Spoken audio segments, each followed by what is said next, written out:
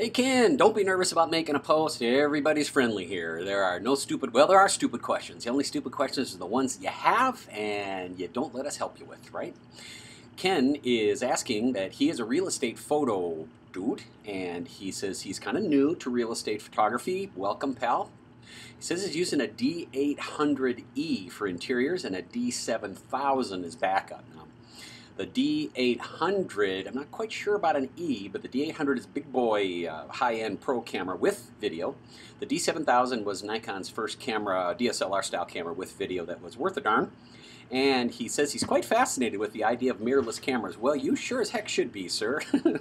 Because if you take a look at the video that we have that compares our D800 with our GH3s, you'll see that now the performance on the GH3 for most things is better. It's a smaller, lighter, easier camera to deal with, and in fact there are a lot more automated functions on that GH3 that will help you accomplish your goal of making great photos and videos for your real estate stuff. So if you're interested, your question is, you'd love to get everyone's thought on the new Lumix being 8 to 16 millimeter for interior images. Let me answer that question for you, okay? There are a wide variety of lenses that will fit all Lumix cameras. Now, Lumix cameras use a lens mount called micro four thirds, and don't get stuck up in all that nomenclature because it doesn't matter. M43, as it's designated, is the lens mount of choice for all Panasonic G series as well as all Olympus Pen series cameras, current ones, and they are interchangeable. However, you will find out that sometimes when you use an Olympus lens on a Panasonic camera or a Panasonic lens on an Olympus camera, they will work, they will focus, they may not autofocus, the image stabilization doesn't work, the zoom is the opposite direction, whatever. Can you get them to work? Yeah. The good news is that that means there's lots of different lenses available for you. And if you're going to be shooting interiors, and of course I made a whole career out of shooting industrial interiors, you're going to need a wide lens. So, for the micro four thirds mount, there is a handful of gorgeous wide lenses. First up, Lumix makes an 8mm fisheye. Now that's going to be distorted on purpose, so that's super wide and it's very axially expanded.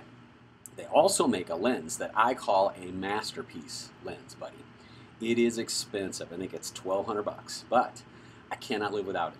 It is the Lumix 7 to 14 millimeter. It's a Leica design lens, and it is corrected, meaning even though it goes to 7 millimeters, it's not wide and bulbous and out of shape like the 8mm fish is. So that's going to give you a super wide zoom that is, well, there's going to be some distortion on the corners, there's no doubt about that. But the center third, maybe even center half of that is shockingly amazing. This is one of the lenses that we don't have an equivalent in the DSLR world, and that's where I think where special applications photographers like you are going to realize, wow, I'm going to go with the GH3. When you get in trouble when it comes to color and exposure, put it into the intelligent auto mode. I know people think I'm crazy. On mirrorless cameras, auto mode works.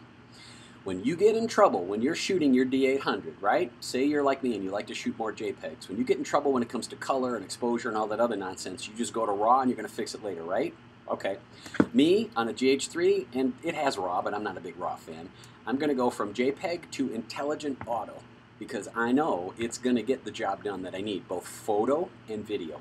So if you get a chance, take up a GH3. But I got to tell you too, buddy, I don't think you need a GH3 for what you're going to do. Unless you're going to do something kind of crazy, take a notch down and go with the Lumix G5. It has the same basic chip and chip dynamics of the older Panasonic Pro camera, the GH2s that we use to shoot all our videos here, but not this. This is done on my laptop. So, but the GH3 levels above. It's pretty much made for higher autofocus, it's got faster ISO, all that other stuff. That's the pro camera for shooting things that move or shooting it every day. G5 might be the perfect, really perfect camera for you. Okay, buddy? Give it a try. If I can help, you know we're here. Discover Mirrorless. Tell your friends. Bye.